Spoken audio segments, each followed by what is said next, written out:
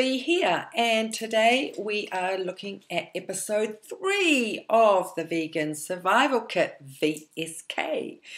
And today we are looking at calcium. We're going to put calcium into the kit today.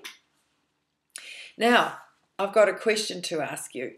Do you think that dairy is the very best source of calcium? Put your hand up if you think that. My hand's not going up there, is it? So, studies have shown that, and they did this study with teenagers, and they followed them for years and years and years, as they do, and they discovered that they had a significant 9% increased risk of bone fracture in adult men for the amount of milk that they drank as a teenager. So the more glasses of milk they had, the more risk they had of having bone fracture. There is absolutely no association between the milk intake and hip fractures in women if they drink milk in adult years. So where the marketing thing is going and saying you've got to have more milk, drink more milk, etc. It's actually not. It's not right anyway. They say that it is if you drink more milk or you have more dairy that you are going to be at better, sort of like not as much osteoporosis and hip fractures will be less, etc. So why are hip fractures and osteoporosis? Why are the rates higher in countries that have more dairy? So countries especially like New Zealand, Australia, America, those sort of countries that, where we are encouraged to have more dairy. They did a study, and I think it was done in Sweden. There was 100,000 people who were followed over 20 years. I think it was more than 20 years. And it was milk-drinking women, and they discovered that milk-drinking women had higher rates of, wait for this, higher rates of death, more heart disease, and significantly more cancer, and more bone and hip fractures than people who didn't drink milk, women who didn't drink milk. I mean, that's scary. I'm sorry, but that's kind of scary.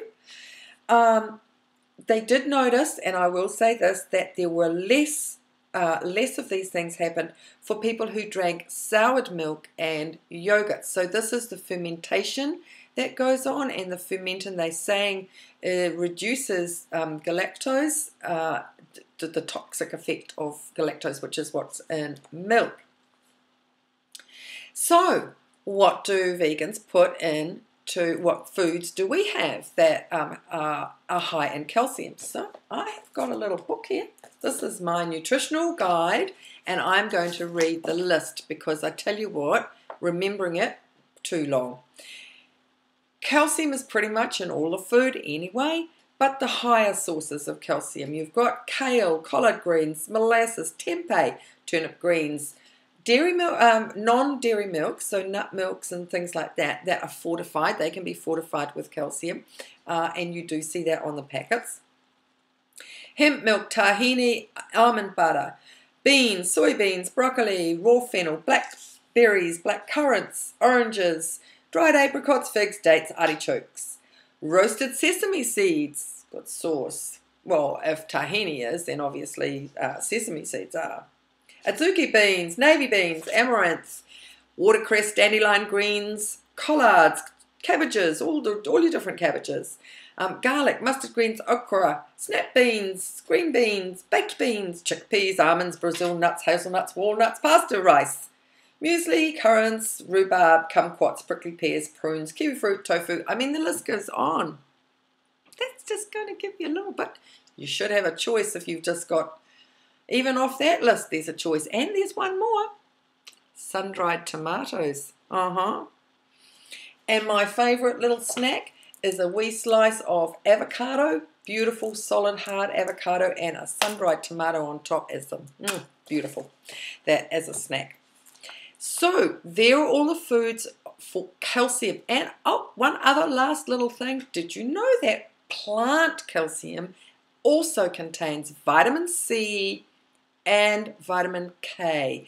You do not get that in dairy, in animal dairy. You don't get that in animal dairy at all unless it is fortified. So there you have it. Plant calciums are really, really good. Easy to find.